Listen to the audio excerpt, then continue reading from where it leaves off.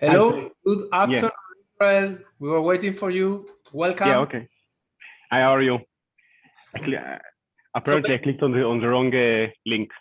no problem at all. Okay. We were waiting for your presentation. We are very excited to learn from you. This is a very suggesting topic. You can access 40% of your website, but what's stopping the hackers from doing so? I am super excited about learning more about this topic. So please, I am handing over the floor to you right now. You can share your screen and go ahead with your presentation. Hi. I'm Israel, and I'm co-founder and CTO of Reflective. So today we're going to talk about what's happening on the 40% of your site that you can't access, and who is hiding there. So a bit about me. I'm a co-founder and a CTO of Reflective, cybersecurity startup. Formerly, I was an ethical hacker, meaning that I was a hacker, but for the good guys, not for the bad guys. So we try to keep the world a safer place.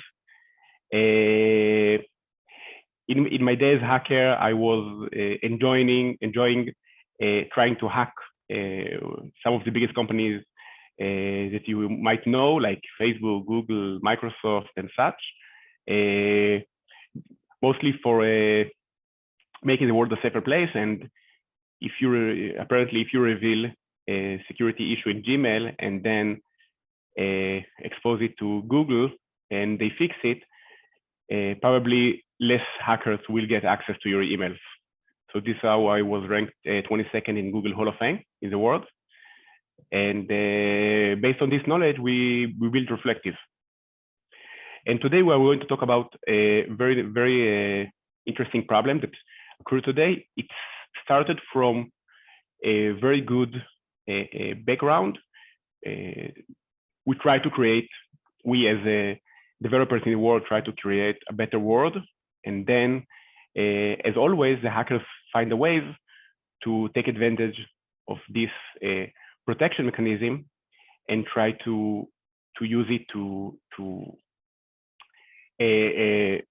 attack the people. So in the beginning, there wasn't, not in the beginning, but in the theory, there wasn't supposed to be any isolation in the world. And there is isolation in the web world. What is isolation and why we need it? So imagine that you are entering to your bank.com in your browser. So you're surfing this site, you're checking how much money you have in your account, I hope a lot. And you are checking what's happening in your bank, and everything is good. And then maybe later you are going to hacker.com. Why? I'm not asking. It's not it's not relevant for me, but somehow you find yourself in this website. But right now you're very protected because you are not in your bank. You are in the hacker, and the hacker might steal the data from the hacker site, not from the bank. So you are protected. It's great. The problem started when there is two windows open in your computer. One of them is your bank, and one of them is the hacker. Then the hacker can access data from your bank. So maybe he has access to your bank information. Maybe he can steal money from you. It starts to be a very big problem, and this is why we have isolation. There is a wall between each page in each site, and the hacker can't bypass the wall mostly and get to your bank to steal money from your bank.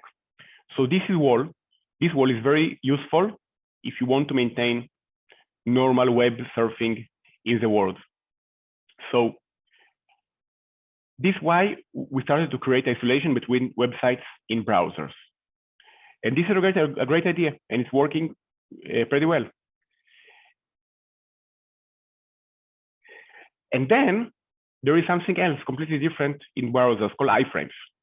And even though this is started with this is not Apple product and not part of the iPhone, iPad, iCar, iStarship family. It is something related to websites. And when we're talking about iFrames, we are talking about this, that we're trying to do this one. So if you're a bank and you want to add very cool comment to your site or very cool chat to your site, you can choose one of two ways, two paths to go. One of them is create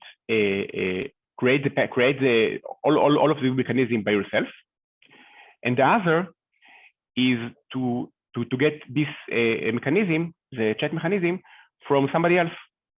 And when you want to integrate it on your site, the easiest way to do it is to put iFrame in your site, and the iFrame will serve data to the users. So when you put this iFrame in your site, instantly you get the ability to start to chat with your customers via the website, via Telegram, via WhatsApp, and any other possible way. Now, sometimes you want to integrate something else in iFrames. For example, one of the popular integrations via iFrames in the websites is Facebook comments. And as you can see here, you just put one line of code, the iFrame, in your site, and that's it. You have Facebook comment in your site without all the effort you need to create, and without creating and without building the entire social network for people. All you need to do is to put one line in your code. But the problem is right now is maybe the hacker also put this one line of code in his website. And then, as you can see here, you can see that your picture is inside this code, inside this iFrame. So if the hacker can access this iFrame, he can, if you want to know who is accessing his websites and to make a blackmailing you or sell this data to whatever they want in the internet, you just need to access the picture or your name inside Facebook comments. So this soon sounds like something very, very unsafe for Facebook to create this kind of a solution that might be expose your image and name to the entire internet without them paying for Facebook for this. So basically what's happening in iFrame is that each iFrame is a website, completely different, completely separated website. And as you can see here, this is a website contacting Facebook, and around this website, we have the wall. As we have before, between the hacker.com and bank.com, we have a wall. Right now, even though this part is inside hacker's website, the hacker website, this is actually behind the wall, and he can't access it. Like the hacker can't access the bank, he can't also access the Facebook iFrame, because this is actually a completely different place. So even though this is inside your site, it is look like it's part of your site, your own site. This is completely different place. So great, we solve all the problems. We have a solution. We have iFrames we can put in our websites, and it's still protected. Amazing. So if you go back here, just a second. So this work extremely well when we're talking about the hacker.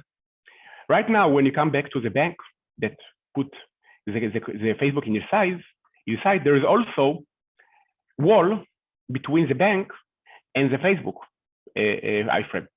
Also great.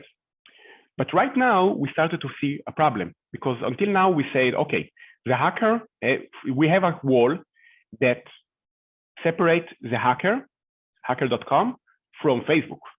But right now we have a wall that actually separating Facebook from accessing bank.com. This is working to both ways. The hacker can't access Facebook, amazing. But bank.com also can't access Facebook. And if you're talking about Facebook, it is great. But what if this is hacker.com and inside your iFrame there is hacked website? Well, maybe a website it is controlled by the hacker, maybe a website that the hacker take control of it. It doesn't matter. You don't know what's happening because it's behind the wall. You can't access the iFrame. So, okay, we can't access the wall.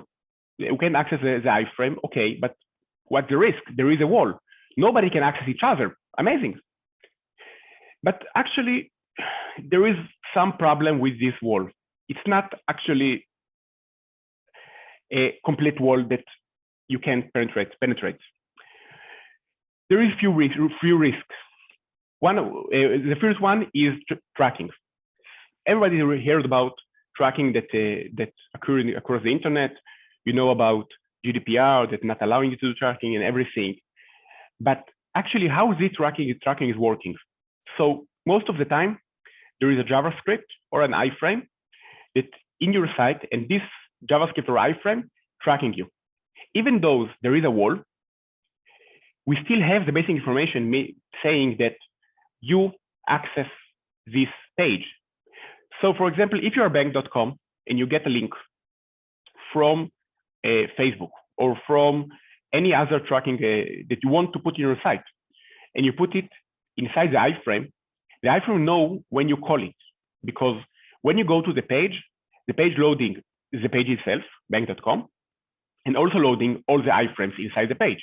When the server getting the call to load the iFrame, because there is cookies also for the domain of the tracker, the tracker know that you are surfing this site.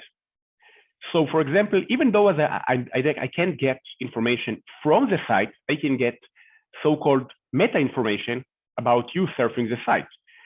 So if I have some code planned in many banks in the world, and I can see that you surf the Bank of America and the Bank of England and the Bank of Brazil and the Bank of France and the Bank of Monaco and the Bank of Seychelles Islands, I already know two things. I already know that you maybe have a lot of money, and maybe this money is something you need to hide. So even though I can't access the website and I can't check how much money you have in each account and what is the sources of each dollar that you have in your bank, I can get meta information, a lot of meta information about your site. And you can never know when iFrame is tracking your customers and when is not tracking your customers. So maybe sometime you put an iFrame, innocent iFrame that doing nothing beside what you're telling them, and maybe this is an iFrame that tracking your customers and sending all of the information to malicious domains. You can't know because of the wall. You can't access this part of your site. Also, there is some kind of data leakage can possibly happen even in iFrames, because we are talking about a lot about iFrames and browsers and such, and they're still running in the same browser. And iFrames getting from the browser by the browser permission. It is allowed. Later we talk about how we can fix it, but it's allowed by the browser to send something called the referrer to your iFrame. So the referrer is actually the URL that you are in, the iFrame is in. So for example, in this case, because there is something that's not supposed to be, there is account number and an ID inside your site, even though it's not supposed to happen. If it's happening, the referrer sending this to the hacker, this data to the hacker. So the hacker actually can't access the page, okay, but the browser sent this information to the hacker. So even the hacker can't access the data officially, you get it from the referrer. And this is how you can still have data leakage even behind the wall. This is the second security risk. The third one is phishing. So I have an iFrame in my site that I can't control what is the data inside the iFrame. I can't get any information about what's happening inside it. For example, right now, I have iFrame that the owner or the hacker that attacks the owner, doesn't matter in our case, just change the visual of the iFrame to account login. And even though right now you're looking in the wall and everything, you say, okay, this is not looked very, very suspicious. It looks very suspicious. It actually looks like this in the real world, because the wall is just something that we are putting for the presentation. It actually looks like this. And most of the people just put the username and password right here because they just want to log to their bank. And there is nothing that will tell them that this frame is something completely different behind the wall and everything, because from visual point of view, you can't see that this is not part of the site. It looks exactly like regular part of the site. So even that this is not supposed to, this is not attack, this is not somebody did hack the bank, this is also an hack. And this is if you're looking on phishing, the best possible way to do a phishing is to put username and password field inside your own official site. You don't need to do anything to fool somebody to get to your site, and you actually don't need to do nothing. They going to the official bank via Google or via the website and everything with all the protections. They're looking on the URL and said, okay, this is bank.com. This is exactly how they spelled it. There is the lock and the green HTTPS, everything working amazing. And here you just need to put your user and password. And this is a phishing. Another way to do phishing, and this is something very, it looks like something that's not supposed to happen, but it's actually possible without preventing it. Like I'll talk later. The hacker can access small amount of parts of the websites. And one part that he can do, he can go to the URL.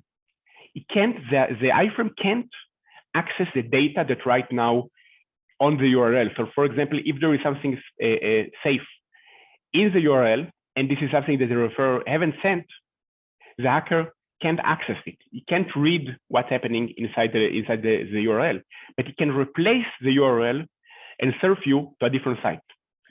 So in this case, for example, that the hacker can just send you to this website.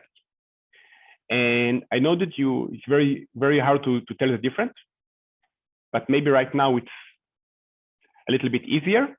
As you can see, this is not bank.com. This is sixank.com.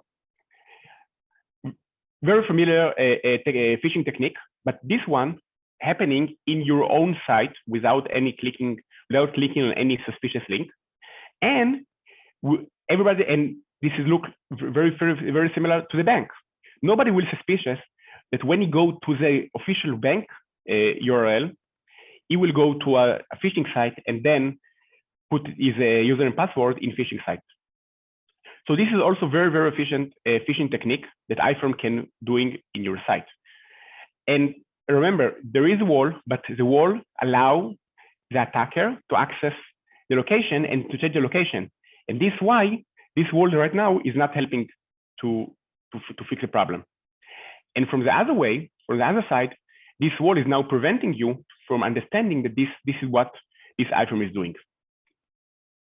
Also, there is very, very famous risk that called drive-by. I believe most of you know about the drive-by and how it's working.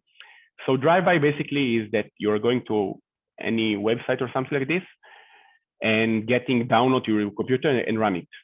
And if you are going to your bank and there is a download from your bank that's saying secure access to your bank or something like this, you probably open it. And when you open it, bad stuff will probably happen. Maybe you get a ransomware to your site. Maybe you get, I don't know, somebody that's stealing your data, your password from your computer. Whatever happening, it's not going to be good. And because of the way Chrome is working, and all the downloads are coming from each part of the page are actually coming from the page. So there is no difference if this is download that started from the iFrame or started from the site itself.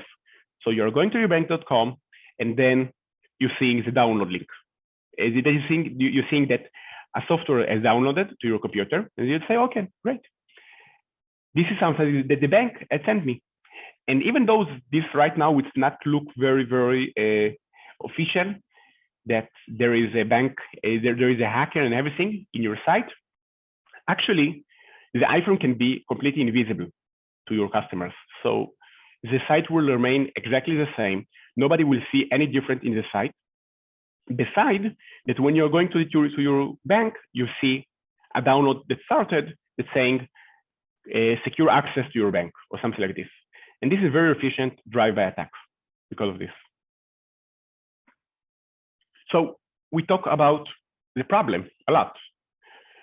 So when we understand that we have a part in our site, we have the iFrame in our site, that the wall that's supposed to protect us is actually not protecting us and preventing us from understanding what's happening inside this iFrame. And we understand that there is a possible ways to take advantage of the iFrame to access to the site. So what is the solution? There is a solution. So there is a solution, part of a partial solution to this problem. So the first one called referral policy. In the iFrame tag that you put in your site, inside the iFrame tag, you can add, like you can add style, or you can add the source to the iFrame, and you can add the width and the height and everything. You can also add referral policy. And referral policy, there is a few options that you can put. Referral policy equals. So there is no referral. This is the best one if you can use it. No referral meaning the site is not sending any, the browser is not sending any referral to the iFrame at all. This is very good because nothing is sent to the iFrame, and if you can use no referral, this is the best option. But sometimes you can't use no referral because the iFrame needs a referral. For example, if you want something, comments in your site, or even if you want chat in your site, the chat representative need to know where you are standing in the site and when the call has started. So if somebody started to chat with him from transfer the page of the bank, or if it started from the credit card page of the bank, this is completely different chat. So you need the referrer in order to maintain the actions of the site. So this is not always the solution. So there is also other options for the referrer. There is no referrer when downgrade, meaning that if the site is HTTPS and the iFrame is from HTTP, you don't want the referrer to be sent via HTTP, because when you're sending via HTTP, every hacker in the network can see it and can get the data.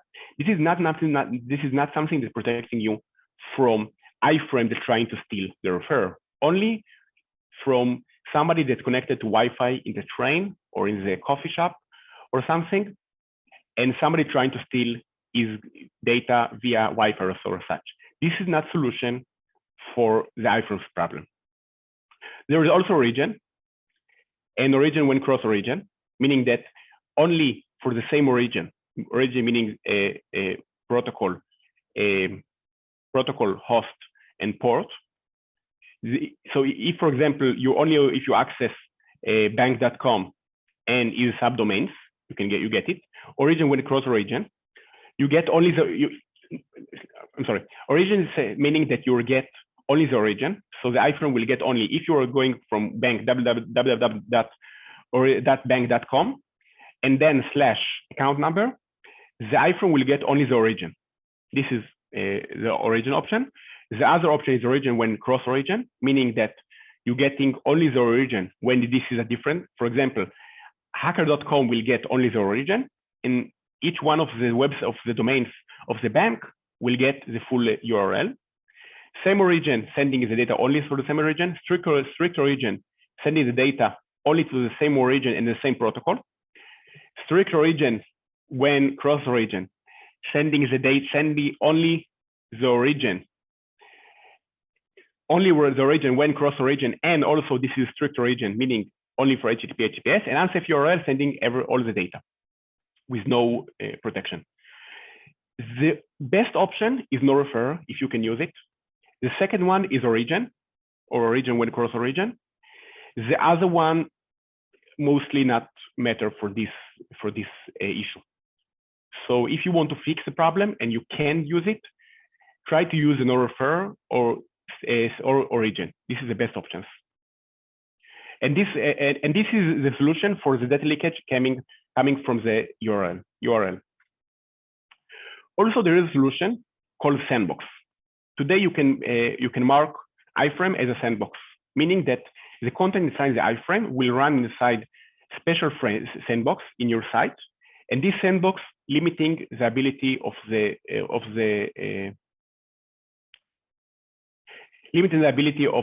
iFrame to do stuff in your site. There is a lot of possible limitation that you can put on the sandbox.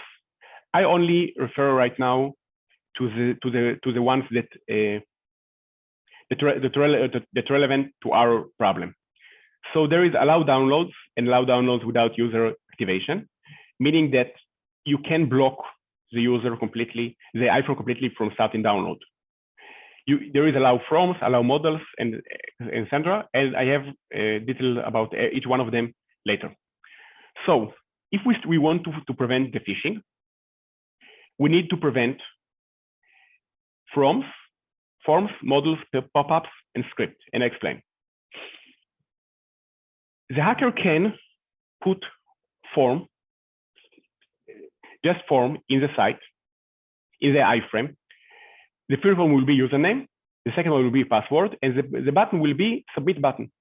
And without any JavaScript, running, this form will send the data, because this is the behavior of the website, of the browser itself. When there is a form and there is a button from submit type, the browser will send the data to the target that you said.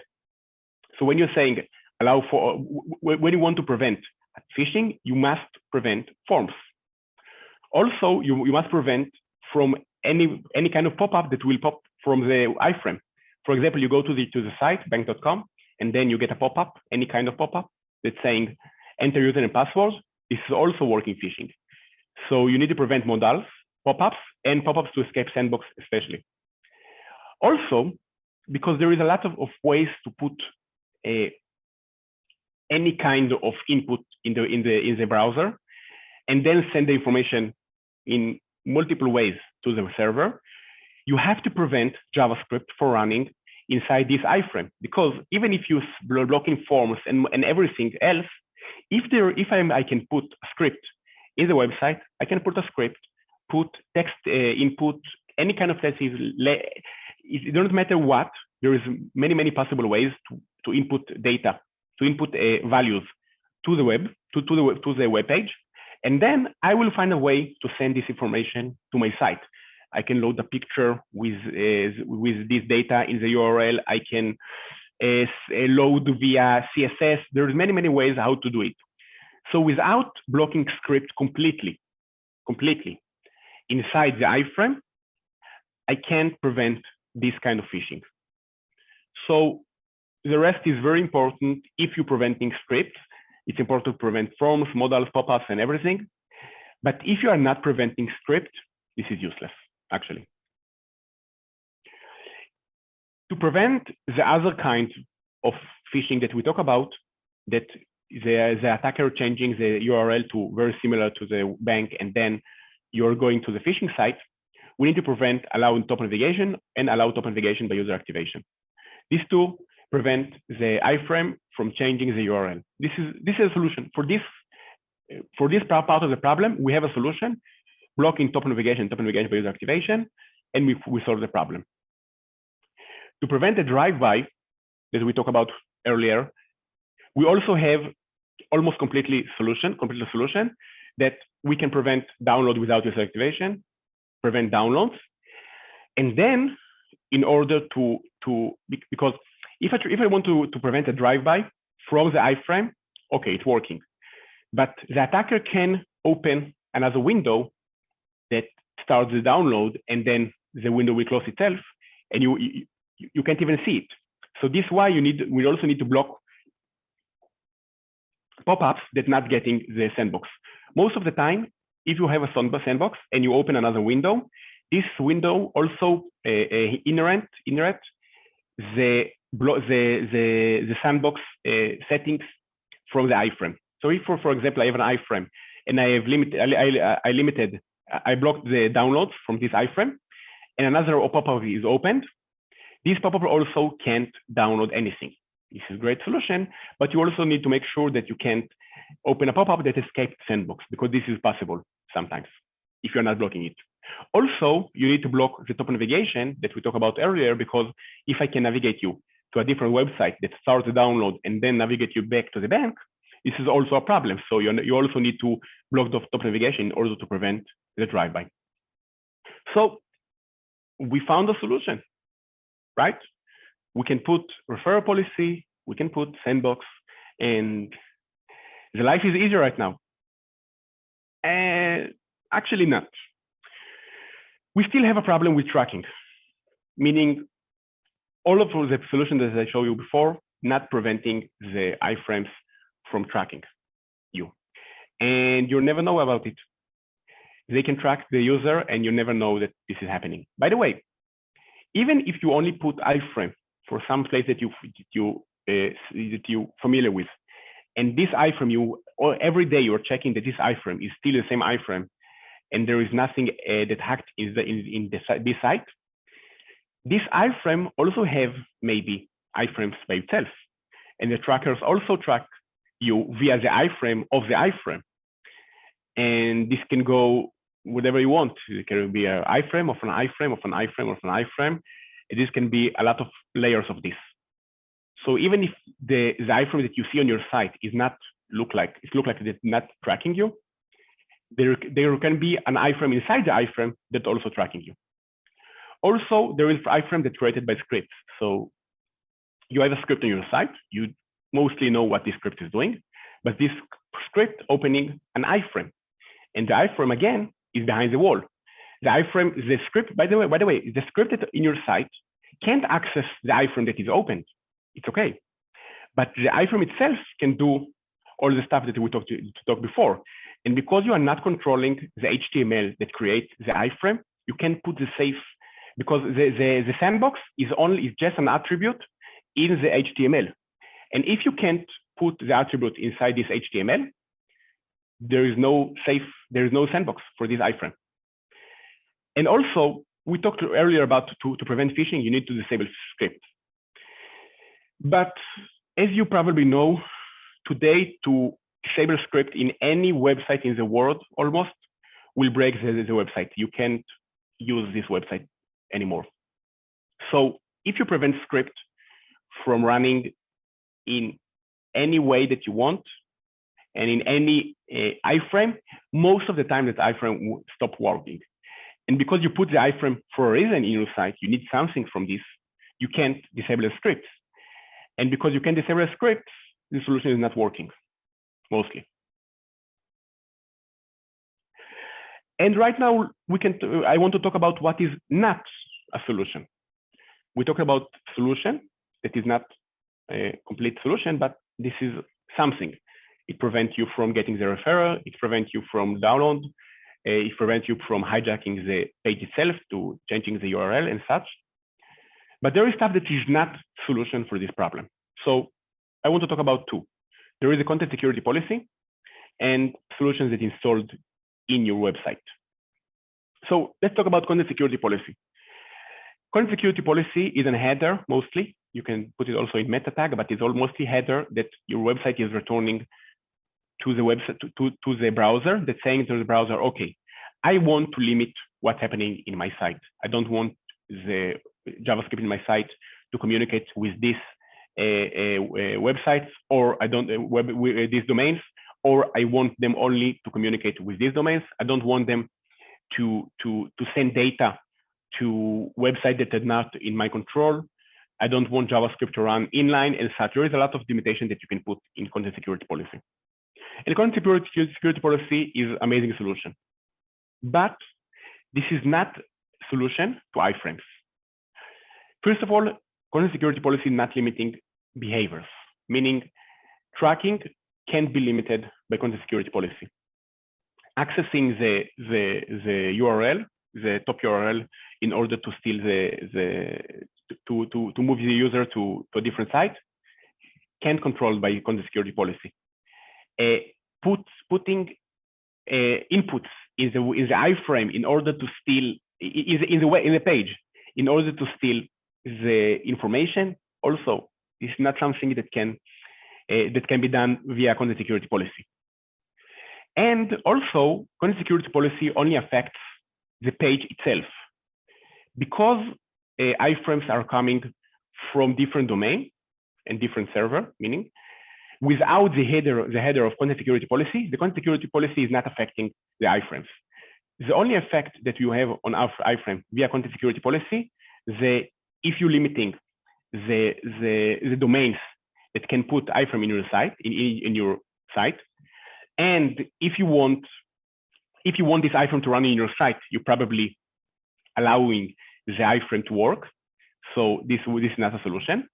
The other solution that you can do, you can put content security policy that force each iFrame in the page to have the sandbox attribute with specific attribute. So you can, even though we talked earlier about iFrame created by scripts, if you put the sandbox policy in the content security policy, this policy will take effect also on the script that created by iFrames. So for this part is very important, but this is not solution. This is not related in any way to content security policy. Also, sometimes you install a solution in your site. Most of the people today already know about problems with third parties, and we know that there is all kind of attacks happening in websites. For example, MageCart. Everybody know about MageCart, that's stealing credit card numbers from websites. Tracking that happening and breaking GDPR and CCPA. There's a lot of problems that third parties in websites are creating. So this is why sometimes you're installing a solution in your site, and this solution is supposed to protect you from any kind of third party in your site, right? And iFrame is actually a third party in your site. This is coming from different domain, and this is protection for third parties. So this solution also supposed to protect you from this kind of third parties. So I guess that the solution probably cover also the hacker.com iFrame in my site, right? But then we are coming back to the iFrames that we talk about and the isolation that we talked about in the beginning of the lecture. So there is a wall, and this wall prevents the hacker from access the bank.com, but this wall also prevents bank.com from accessing the hacker site. So when you have the solution that is installed in your site, this is actually part of bank.com. This solution is a part of webbank.com right now. And all of the limitation that the browser puts on webbank.com, the browser also put this limitation in this solution. So when the solution tried to access the hacker.com iFrame, it can't access it because this is behind this is on the other side of the wall. So this is why the solution can prevent you from iFrame's issues. It can protect you to your own site, but everything that's happening in the iFrame is not accessible to you. So we talk about what is iFrames. This is actually other sites inside your own site. iFrame can be used for many stuff that allegedly are not safe for you. So tracking users, drive-by, phishing, and all kind and such. The solution that you can find right now is to implement sandbox frames in your site, because this limiting the ability of the attack. This is not a protection. This is not 100% protection because of all the limitations that we talked about earlier. But this is some kind of solution. And if you can put the most sandbox, the most strict sandbox policy on every frame in your site. And remember, you are not protected by CSP and not protected by installed solution. Thank you very much. I'm Ysrael. I'm co-founder of Reflective. We will be happy to answer any of your questions in our booth in this amazing event. And if you want to contact me, you can go to our website and ask every question that you have. Thank you. Thank you very much, Ysrael, for this educating presentation. I have learned a lot. I am very disappointed with the power of the content security policies. I thought you could do everything with them, and I'm right now seriously concerned about that. Please, for our audience, you can continue the discussion with Reflective at their virtual booth. They're going to be around for a while, so please follow them, visit them. Thank you, Ysrael. Thank you very much.